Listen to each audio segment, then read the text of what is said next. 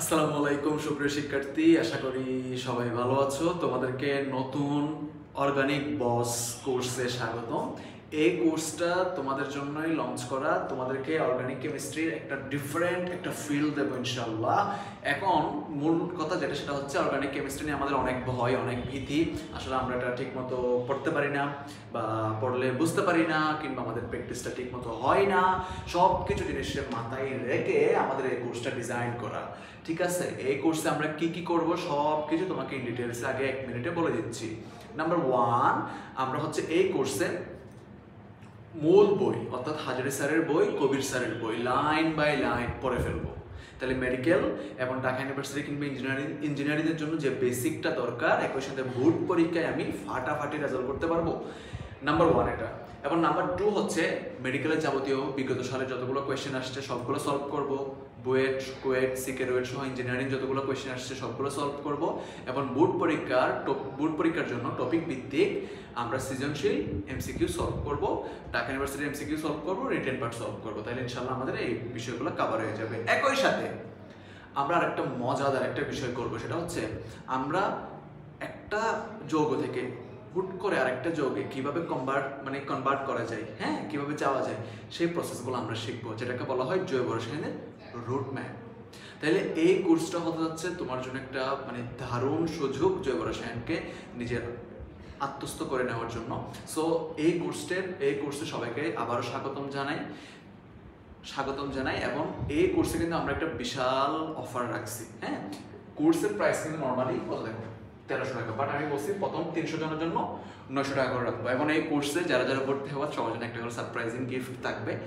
এবং ভর্তি হওয়ার যাবতীয় নিয়ম আমি এখানে লিখে দিয়েছি। তারপরে তোমরা হচ্ছে ভিডিওতে যে কমেন্ট সেকশন আছে সেই কমেন্ট সেকশনে গেলেই দেখতে পাবা। ওকে, ফাইন। সো আমরা হচ্ছে এই কোর্সে সবাইকে ভর্তি হওয়ার জন্য উদ্বুদ্ধ করবো। এবং তুমি এবং তোমার ফ্রেন্ড যারা যারা ভর্তি হতে চাও সবাই হচ্ছে দ্রুত আমাদের হচ্ছে এই কোর্সে ভর্তি হয়ে যাও। এবং ক্লাস শুরু হবে খুব দ্রুতই ইনশাল্লাহ। Thank you. তাহলে আজকের এই কোর্সে আমাদের হচ্ছে জৈব রসায়নের যে অর্গানিক বস কোর্সের হচ্ছে, ঠিক আছে, organic boss basic to pro কোর্সের আজকে হচ্ছে আমাদের ফার্স্ট ক্লাস। ঠিক আছে, organic boss basic to pro class যে একাডেমিক এবং অ্যাডমিশন কোর্স, এটা হচ্ছে আজকে ফার্স্ট ক্লাস। তো আমরা এখন ফার্স্ট ক্লাসটা হচ্ছে শুরু করি। আসেন আমরা তাহলে ফার্স্ট ক্লাসটা শুরু করি।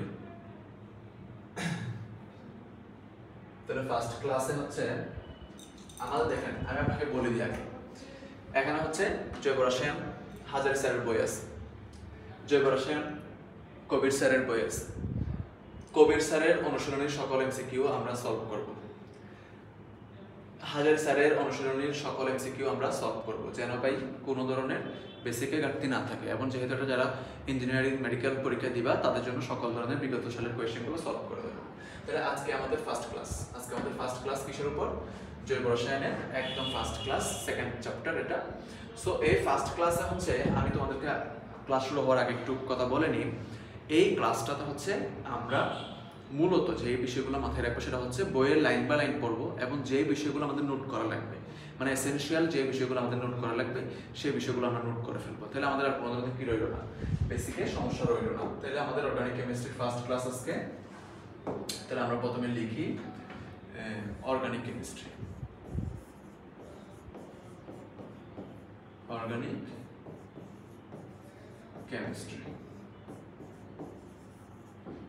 Chemistry lecture 1। Organic chemistry lecture 1। আচ্ছা, ঠিক আছে। এখন আসেন আমি একটু আপনাদেরকে পড়াই। জৈব রসায়নের একদম শুরুর দিকে দেখেন, শুরুর দিকের পার্ট হচ্ছে এটা। একদম শুরুর দিকের পার্ট হচ্ছে আমাদের জৈব রসায়ন বলে একটা পার্ট আছে। এখান থেকে তুমি মূলত কি করবা আমি তোমাকে সেটা বলে দিচ্ছি। দেখো, জৈব রসায়ন কাকে বলে সেটা পড়ো। জৈব রসায়ন কি জিনিস সেটা জানতে হবে না? বলো, কার্বন শিকল বা হচ্ছে কার্বন পরমাণু, হ্যাঁ, কার্বন শিকল দ্বারা গঠিত শ্রেণীর যৌগের রসায়নকে বলা হয় জৈব রসায়ন বা অর্গানিক কেমিস্ট্রি। আচ্ছা, এখন একটা জৈব যৌগ অর্গানিক কেমিস্ট্রির মধ্যে যে মূল থিম সেটা হচ্ছে কি? অর্গানিক কম্পাউন্ড বা জৈব যৌগ। এইসব জৈব যৌগের মধ্যে মূলত দুইটা এলিমেন্টস থাকবে। একটা হচ্ছে কার্বন, একটা হচ্ছে হাইড্রোজেন। কার্বন আর হচ্ছে কি হাইড্রোজেন। এছাড়াও অন্যান্য কিছু পরমাণু থাকতে পারে, লাইক নাইট্রোজেন থাকতে পারে, সালফার থাকতে পারে, ফসফরাস থাকতে পারে, হ্যালোজেন থাকতে পারে, ইত্যাদি মৌলগুলো থাকতে পারে। আচ্ছা, এছাড়াও methane, methyl chloride, methyl alcohol, acetic acid ইত্যাদি হলো আমাদের কিছু এক্সাম্পল। আচ্ছা, এবার আমরা মূল আলোচনায় আসি। জৈব যৌগ ও প্রাণশক্তির মতবাদ। মনোযোগ দিয়ে শোনো। যে কোনো একটা সাবজেক্ট, সেটা জৈব রসায়ন হতে পারে, কেমিস্ট্রি, ফিজিক্স, যে কোনোটা, হ্যাঁ, এটা তো একটা স্টার্টিং আছে না, মানে এটা কিভাবে শুরু হয়েছে, জৈব রসায়নটা কিভাবে শুরু হয়েছে। এটা হচ্ছে ফার্স্ট অফ অল একজন সায়েন্টিস্ট, নাম হচ্ছে বার্জেলিয়াস। উনি একটা মতবাদ দিয়েছিলেন। উনি একটা কি দিয়েছিলেন? মতবাদ দিয়েছিলেন জৈব রসায়ন সম্পর্কে। সেটাকে আমরা বলতেছি ভাইটাল ফোর্স থিওরি বা প্রাণশক্তি মতবাদ। ঠিক আছে কিনা? উনি ফার্স্ট একটা কি দিছে? মতবাদ দিছে জৈব রসায়ন সম্পর্কে। উনি কি বলছে? জৈব যৌগসমূহ কেবল সজীব উদ্ভিদ এবং প্রাণীদেহে এক রহস্যময় প্রাণশক্তির প্রভাবে উৎপন্ন হয়ে থাকে, যেটাকে বলা হচ্ছে ভাইটাল ফোর্স থিওরি বা প্রাণশক্তি মতবাদ। তাহলে দিছে কে বলো? প্রাণশক্তি মতবাদ দিছে কে বলো? বার্জেলিয়াস। আচ্ছা, এবার নেক্সট আসি। এবার উনি বলতেছে, এবার ফ্রেডরিক উইলার সাহেব সর্বপ্রথম পরীক্ষাগারে জৈব যৌগ উৎপন্ন করেন। তাহলে উনি কিভাবে জৈব যৌগ তৈরি করছে? অজৈব অ্যামোনিয়াম ক্লোরাইড এবং লেড সায়ানাইড দ্রবণে বিক্রিয়ায় উৎপন্ন অ্যামোনিয়াম সায়ানাইড দ্রবণকে উত্তাপে বাষ্পীভূত করে সায়ানাইড থেকে আকস্মিকভাবে কি তৈরি করে? ইউরিয়া তৈরি করে। তাহলে এই কথাটা তোমার কাছে পড়তে গেলে একটু টাফ লাগতেছে, তাই না? তাহলে এই টাফ বিষয়টাকে আমরা ইজি করে আসি। তাহলে এই টাফ বিষয়টাকে যদি আমরা ইজি করি, তাহলে কি করবা? এখান থেকে ফার্স্ট অফ অল কি করছিল? অ্যামোনিয়াম ক্লোরাইডের সাথে লেড সায়ানাইডের বিক্রিয়া দিচ্ছে। লেড সায়ানাইডের সঙ্গে হচ্ছে PbCnO2 বিক্রিয়া দেওয়ার পরে তৈরি করছে হচ্ছে ammonium cyanide NH4 CnO plus lead chloride. আমি একটু পরে এটা নোট করে দেবো, ঠিক আছে? তাহলে লেড ক্লোরাইড উৎপন্ন করছে। করার পরে এই যে আমরা এখানে অ্যামোনিয়াম সায়ানাইড উৎপন্ন করছি না, এই অ্যামোনিয়াম সায়ানাইডের সমানকরণ বিক্রিয়ার সাহায্যে বা পুনর্বিন্যাস করার মাধ্যমে আমরা যে যৌগটা পাই সেটার নাম হচ্ছে NH2CONH2। তাহলে খেয়াল করো তো, এখানে নাইট্রোজেন কয়টা আছে? 2টা। হাইড্রোজেন কয়টা আছে? 4টা। কার্বন একটা, অক্সিজেন একটা, তাহলে এখানে পরস্পর একদম সেম। বুঝতে পারছো কিনা? সো এই জন্য এটাকে বলা হচ্ছে পুনর্বিন্যাস বিক্রিয়া বা সমানকরণ বিক্রিয়া। ওকে, ফাইন। তাহলে আমরা যদি নোট করি লেকচার 1 এর যে পড়াটুকু তোমাকে পড়ালাম, সেটা যদি আমরা একটু নোট করি। নাম্বার 1 নোটের মধ্যে তাহলে চলে আসবে কি? বার্জেলিয়াসের কথা।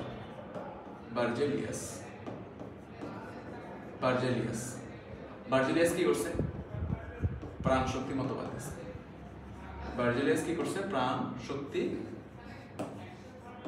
মতবাদ প্রদান করছে। এরপর ফ্রেডরিক উইলার সাহেব কি করছে? ফ্রেডরিক উইলার সাহেব কি করছে? প্রথম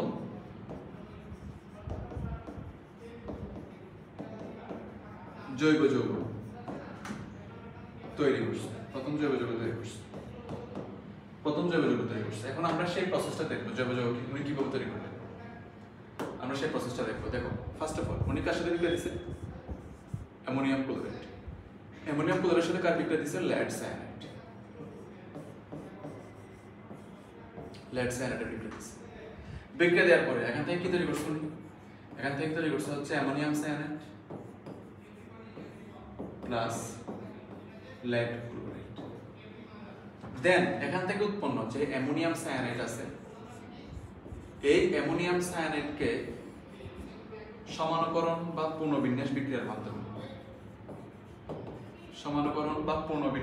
মাধ্যমে উনি তৈরি করলেন হচ্ছে NH2CONH2, যার নাম হচ্ছে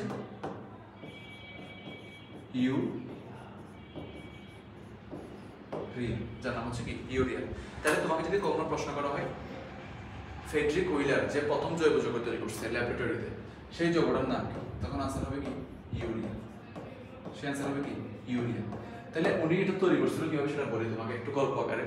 উনি প্রথমে এই যে অ্যামোনিয়াম ক্লোরাইড আর লেড সায়ানাইড মিক্স করে একটা যৌগ তৈরি করছে। তুমি মনে করছো এটা জৈব যৌগ না বা সামথিং, উনি বুঝতে পারে নাই। এটাকে উনি জানালা দিয়ে থ্রু করে বাইরে ফেলে দিয়েছে। কিছুদিন পর লক্ষ্য করছে ওই জিনিসটা, অর্থাৎ এই যে অ্যামোনিয়াম সায়ানাইড অর্থাৎ ইউরিয়ার যে জিনিসটা যেখানে পড়ছে, সেই জায়গার ঘাসগুলা চারিপাশের ঘাস থেকে অনেক বেশি বৃদ্ধি হয়ে গেছে, মানে অনেক বড় হয়ে গেছে। তো এটা দেখুন ওর মাথায় আসছে, না তাহলে এটা একটা অর্গানিক কম্পাউন্ড, এটা একটা কি কম্পাউন্ড, অর্গানিক কম্পাউন্ড, তখন থেকে উনি এটার নামকরণ করছে কি ইউরিয়া। বুঝতে পারছেন? সো এই হচ্ছে তোমার ফ্রেডরিক হুইলার এবং হচ্ছে কি বার্জেলিয়াসের প্রাণশক্তি মতবাদের কাহিনী। আচ্ছা নেক্সট আসি। তাহলে এখানে দেখো এই যে পূর্ণবিন্যাস বিক্রিয়া বা সমানকরণ বিক্রিয়ার মাধ্যমে ইউরিয়া তৈরি করছে। ইউরিয়া হচ্ছে একটা জৈব যৌগ। তাহলে এই জন্য উনি যেহেতু প্রথম জৈব যৌগ তৈরি করছে, তাই ফ্রেডরিক হুইলার সাহেবকে জৈব রসায়নের কি বলা হয়? জনক বলা হয়। ফ্রেডরিক হুইলার সাহেবকে কি বলা হয়? জৈব রসায়নের জনক বলা হয়। আচ্ছা ঠিক আছে, এবার শোনো, এখন কথা শোনো, জৈব যৌগের গঠনে কার্বন মৌলের বিশিষ্টতা, অর্থাৎ কার্বন মৌলের কিছু স্পেশাল ক্যারেক্টারিস্টিক্স আছে যার কারণে সে হচ্ছে কি জৈব যৌগ গঠন করে। আচ্ছা সেই ক্যারেক্টারিস্টিকগুলো কি সেটা আমরা দেখব। নাম্বার ওয়ান ক্যারেক্টারিস্টিক নাম্বার 1, জৈব যৌগের সংখ্যা আধিক্য বা প্রাচুর্যতার কারণ হলো 3টা। জৈব যৌগের সংখ্যা আধিক্য বা প্রাচুর্যতার কারণ হচ্ছে 3টা, অর্থাৎ জৈব যৌগের সংখ্যা এত বেশি হওয়ার পেছনে কারণ হলো কয়টা? 3টা। নাম্বার ওয়ান হচ্ছে কার্বন পরমাণুর ক্যাটেনেশন। কার্বন পরমাণুর ক্যাটেনেশন জিনিসটা কি? ক্যাটেনেশন জিনিসটা কি? একটা কার্বন পরমাণু আরেকটা কার্বন পরমাণুর সাথে কি হতে পারে? যুক্ত হতে পারে। সেই জিনিসটাকে বলা হয় ক্যাটেনেশন। Like this. তাহলে একটা কার্বন আরেকটা কার্বনের সাথে যুক্ত হওয়ার প্রবণতাকে বলা হয় কি? ক্যাটেনেশন। নাম্বার 2 হচ্ছে সমানতা, অর্থাৎ আমরা জৈব যৌগের মধ্যে কি দেখতে পাই? সমানতা দেখতে পাই, যার কারণে মনে করো একটা যৌগের 4-5টা সমানো হচ্ছে, বুঝতে পারছো কিনা? বা 4টা সমানো হচ্ছে, 8টা সমানো হচ্ছে, 16টা সমানো হচ্ছে, তাহলে জৈব যৌগের সংখ্যা বৃদ্ধি পাচ্ছে। এরপর হচ্ছে পলিমারকরণ। তাহলে পলিমারকরণের আরেকটা হচ্ছে ধর্ম, যার কারণে কি জৈব যৌগের সংখ্যা এত বেশি। যেমন মনে করো ইথিলিন থেকে আমরা পাচ্ছি পলিথিন। সো এইরকম আরো মনে করো হচ্ছে আরেকটা ক্যারেক্টারিস্টিক মনে রাখবে, সেটা হচ্ছে তড়িৎ ঋণাত্মকতার পার্থক্য। তাহলে আমি যদি এগুলো সবগুলোর সাথে বলি, এগুলো সবগুলো যদি আমরা একসাথে যদি আমাদের এরপরের স্লাইডে বলি যে জৈব যৌগের সংখ্যা বেশি হওয়ার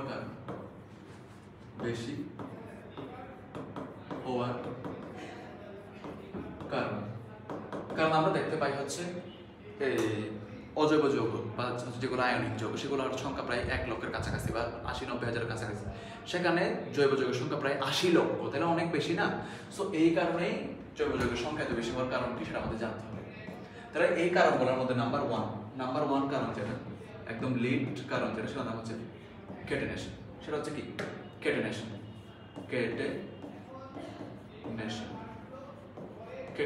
তাহলে ক্যাটেনেশন জিনিসটা কি? কার্বনের সাথে কার্বন পরমাণুর সাথে কার্বন পরমাণু যুক্ত হবে।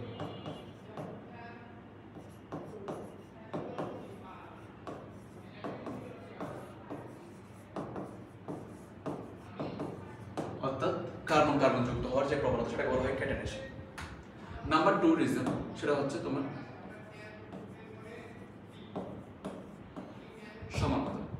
সমানতা জিনিসটা কি? সমানতা মানে হচ্ছে মনে রাখবো হচ্ছে আণবিক সংকেত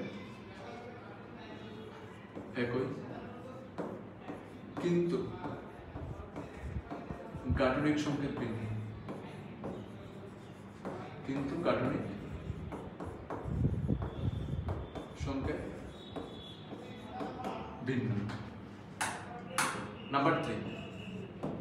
নাম্বার 3 যেটা আছে সেটা হচ্ছে পলিমারকরণ।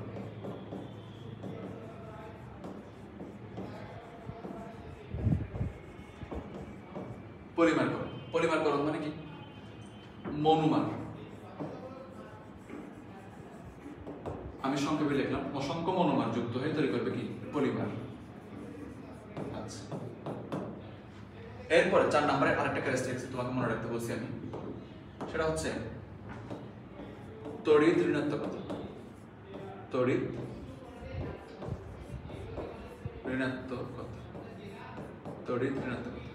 কেমন? কার্বনের তড়িৎ ঋণাত্মকতা, কার্বনের ইলেকট্রো নেগেটিভিটির মান হচ্ছে 2.5। ইলেকট্রোনেগেটিভিটির মান কত? 2.5।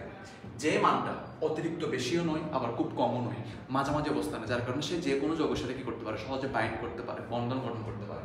সো এই হচ্ছে তোমার জৈব যৌগের সংখ্যা এত বেশি হওয়ার পিছনে লজিক। বুঝতে পারছো কিনা? তাহলে জৈব যৌগের সংখ্যা বেশি হওয়ার কারণ কি? এইগুলো মনে থাকবে ইনশাআল্লাহ। আচ্ছা ঠিক আছে, তাহলে আমরা এইটুকু নোট করে ফেলব।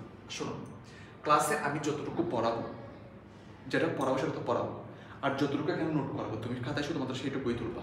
That's well enough for you. Okay, আচ্ছা নেক্সট। এরপরে ক্যাটেনেশন কাকে বলে তোমাকে বলে দিছি।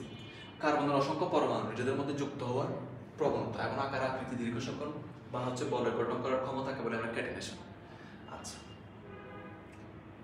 ক্যাটেনেশন এখানে কিছু সমানক কথা বলছে, সেই সমানকগুলো আমি তোমার বলে দিই, মনোযোগ দিয়ে শোনো। ঠিক আছে, মনোযোগ দিয়ে শোনো। হাইব্রিডাইজেশন, হাইব্রিডাইজেশনের কথাটা একটু তোমাদেরকে বলে দিই। হাইব্রিডাইজেশন, সংকরায়ন, হাইব্রিডাইজেশন বা সংকরায়ন। যদি কার্বন কার্বন একক বন্ধন থাকে সেক্ষেত্রে আমরা যে সংকরায়ন দেখতে পাই সেটা হচ্ছে sp3। যদি কার্বন কার্বন দ্বিবন্ধন থাকে সেক্ষেত্রে আমরা যে সংকরায়ন দেখতে পাই সেটা হচ্ছে sp2। যদি কার্বন কার্বন ত্রিবন্ধন থাকে সেক্ষেত্রে আমরা যে সংকরায়ন দেখতে পাই সেটা হচ্ছে sp। তাহলে এই হাইব্রিডাইজেশনের এই ব্যাপারগুলো কি রাখবো আমরা একটু মাথায় রাখবো, এটা নিয়ে আরো ডিটেইলস আলোচনা করবো আমি নেক্সট। এবার আসো ক্যাটেনেশনের কিছু এক্সাম্পল আমরা দেখবো। ক্যাটেনেশন মানে কি বলছিলাম? কার্বনের সাথে কার্বন যুক্ত হওয়ার প্রবণতা। তাহলে কিভাবে কার্বনের সাথে কার্বন যুক্ত হয় তার একটা প্রবণতা দেখো। ক্যাটেনেশন একটি বিশেষ উদাহরণ হলো ফুলারিনস। এই ফুলারিনস নামক কার্বনের একটি বিশেষ রূপভেদ যার সংখ্যা হতে পারে 30 থেকে 70টি কার্বন একসাথে যুক্ত হতে পারে। এই যেমন C32, C50, C60, C70 এগুলোর মানে কি? C60 মানে হচ্ছে 60টা কার্বন পরমাণু যুক্ত হয়েছে। ঠিক আছে, যেমন 60 কার্বন পরমাণু যুক্ত হয়ে আমাদের বুকমিনিস্টার ফুলার নামে হচ্ছে একটা বল তৈরি হয়, যাকে বলে আমরা বুকমিনিস্টার ফুলারিন বা হচ্ছে বাকি বল, লাইক দিস স্ট্রাকচার। তাহলে কার্বনের ক্যাটেনেশনের সফলতার কিছু কারণ আছে। কার্বনের ক্যাটেনেশনের সফলতার কারণগুলো তুমি সহজে মনে রাখবে। যেমন নাম্বার 1 কার্বনের মোটামুটি ইলেকট্রন শক্তি, নাম্বার 2 কার্বনের দ্রবণতার মান, যেটা একটু আগে বলে আসছি, এবং হচ্ছে সবচেয়ে কার্যকর শর্ত হচ্ছে কি কার্বনের ক্ষুদ্র পারমাণবিক ব্যাসার্ধ। ক্ষুদ্র পারমাণবিক ব্যাসার্ধ। তাহলে তোমাকে যদি আমি বলি, এখন যদি আমরা যদি সংক্ষিপ্ত আলোচনা করি ক্যাটেনেশন নিয়ে, আমরা যখন সংক্ষিপ্ত আলোচনা করি ক্যাটেনেশনের কজগুলো কি কি? ক্যাটেনেশনের কজগুলো কি কি? নাম্বার 1 এ আসবে হচ্ছে কার্বনের ইলেকট্রন আসক্তি। নাম্বার 1 এ কি আসবে? ইলেকট্রন আসক্তি। সেই ইলেকট্রন আসক্তিটা কেমন? মোটামুটি, মানে খুব বেশিও না আবার খুব কম না। নাম্বার 2 রিজন আসবে হচ্ছে আমার তড়িৎ ঋণাত্মকতা। তড়িৎ ঋণাত্মকতা। নাম্বার 3 রিজন আসবে হচ্ছে আমার কার্বনের পারমাণবিক ব্যাসার্ধ। পারমাণবিক ব্যাসার্ধ, পারমাণবিক ব্যাসার্ধ। আচ্ছা, তাহলে এগুলো হচ্ছে কার্বন ক্যাটেনেশনের মূল কারণ। আর যদি কখনো জিজ্ঞেস করা হয় ক্যাটেনেশনের কিছু এক্সাম্পল, ক্যাটেনেশনের কিছু এক্সাম্পলের মধ্যে তুমি বলবে হচ্ছে বাকি বল বা বুকমিনিস্টার ফুলার, যার এক্সাম্পল হচ্ছে C60। অর্থাৎ এখানে হচ্ছে কার্বন কয়টা যুক্ত হয়েছে? কার্বন পরমাণু প্রায় 60টা যুক্ত হয়েছে। তাহলে মনে থাকবে ইনশাআল্লাহ। তাহলে এই হচ্ছে আমাদের ক্যাটেনেশনের একটা ব্যাপার। ওকে, এবার নেক্সট। তাহলে এগুলো সম্পর্কে আমরা জেনে গেলাম খুব ভালো মতো। এবার দেখবো হচ্ছে আমরা পলিমারকরণ সম্পর্কে একটু আসো। পলিমারকরণের মধ্যে একটা এক্সাম্পল দেখো। ইথিলিন পরমাণু যুক্ত হয়ে তৈরি করছে কি? পলিথিন যুক্ত করছে, তৈরি করছে না? এটার জন্য কি উচ্চ চাপ লাগছে, প্রভাবক লাগছে এবং তাপমাত্রা লাগছে। তাহলে ইথিলিন থেকে পলিথিন, এসিটিলিন থেকে বেনজিন, এগুলো হচ্ছে কি পলিমারকরণের এক্সাম্পল। তাহলে আমরা ইথিলিন থেকে পলিথিন দেখছি, এসিটিলিন থেকে কি বেনজিন হয় সেটাও আমরা দেখবো। তাহলে কার্বন হচ্ছে আবার নেক্সট ক্যারেক্টারিস্টিক যেটা, সেটা হচ্ছে আমরা দেখবো, সেটার নাম হচ্ছে কি পলিমারকরণ। তাহলে আমরা পলিমারকরণের কিছু এক্সাম্পল আমরা দেখি। ফার্স্ট অফ অল প্রথম বিক্রিয়া যেটা পলিমারকরণের প্রথম বিক্রিয়া যেটা, সেটা হচ্ছে ethylene CH2 double bond CH2। এরা n সংখ্যক যুক্ত হয়েছে। কত সংখ্যক? n সংখ্যক। এটার মান যা খুশি হতে পারে, 500, 1000, 1 লাখ, যা খুশি হতে পারে। এরা পলিমারকরণ করার জন্য আমাদের লাগবে হচ্ছে উচ্চ চাপ। 200 ডিগ্রি সেলসিয়াস তাপমাত্রা। এবং দেখো এখানে আরেকটা মার্কার দিয়েছে ওনারা, সেই মার্কারটা হচ্ছে দেখো প্রভাবক হিসেবে কি দিছে অক্সিজেন। তাহলে তোমাকে এখানেও কি উল্লেখ করতে হবে, প্রভাবক অক্সিজেন উল্লেখ করলে তুমি এখানে কি পাবা, এখানে তুমি পাবা হচ্ছে পলিথিন।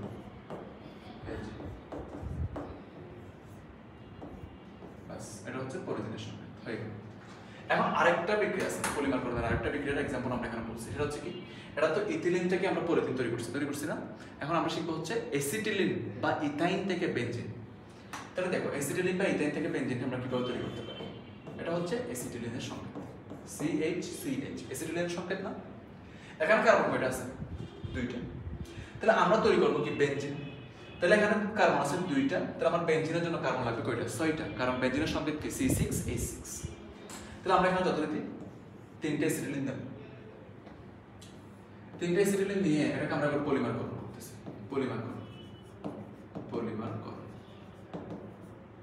পলিমারকরণ করতেছি, করলে কি হচ্ছে দেখেন, এই 3টে এসিটিলিনকে আমি লিখবো কিভাবে লিখতেছি দেখেন, খেয়াল করেন, CH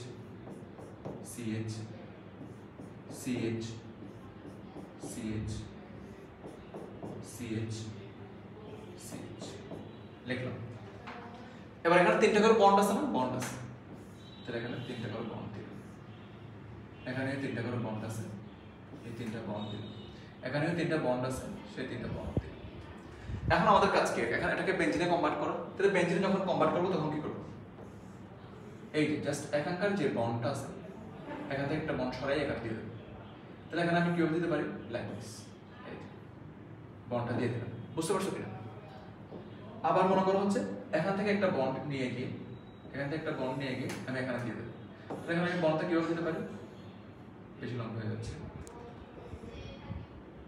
এই যে লাইক দিস। তাহলে আমি বন্ডটা এখানে দিয়ে দিলাম। এখানে 3টা বন্ড আছে, এখান থেকে একটা বন্ড নিয়ে গিয়ে আমি এখানে দিয়ে দেবো। তাহলে এখানে আমি কিভাবে দিতে পারি, লাইক দিস।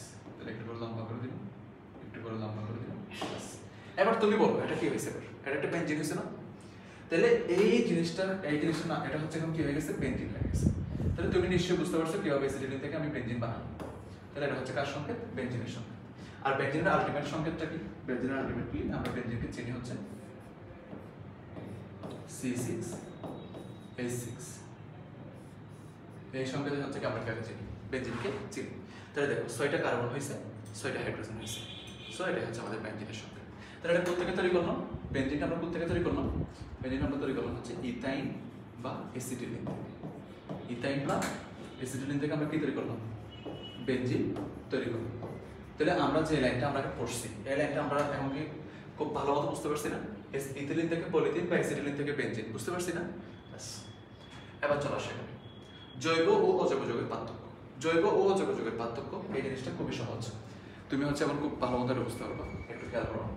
জৈব ও অজৈব যৌগের মধ্যে পার্থক্য যেটা, সেটা একটু দেখো। জৈব ও অজৈব যৌগের পার্থক্য, নাম্বার 1 সংযুক্তি।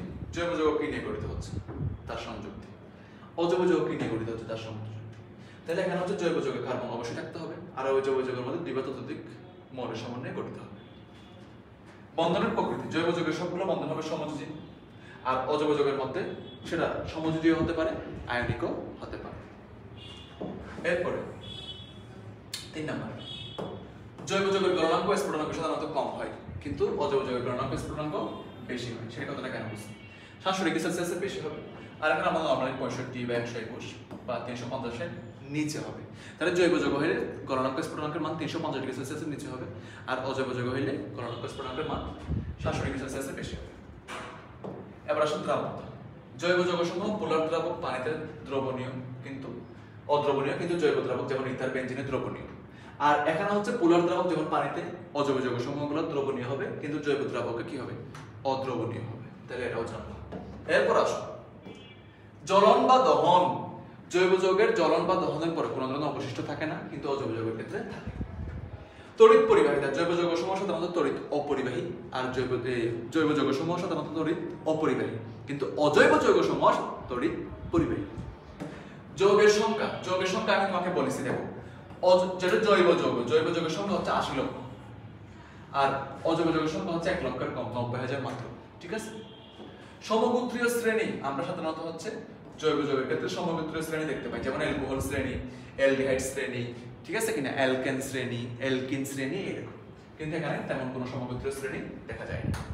বিক্রিয়ার গতি, এই গতিগুলো হবে এই মানে জৈব যৌগের ক্ষেত্রে গতিটা হবে কম মানে স্লো, কিন্তু অজৈব যৌগের ক্ষেত্রে গতিটা হবে কি বেশি বা দ্রুত হবে। এবার শিখবো হচ্ছে আমরা জৈব যৌগের শ্রেণী বিভাগ। জৈব যৌগের শ্রেণী বিভাগটা আমরা শিখবো, ঠিক আছে? আচ্ছা।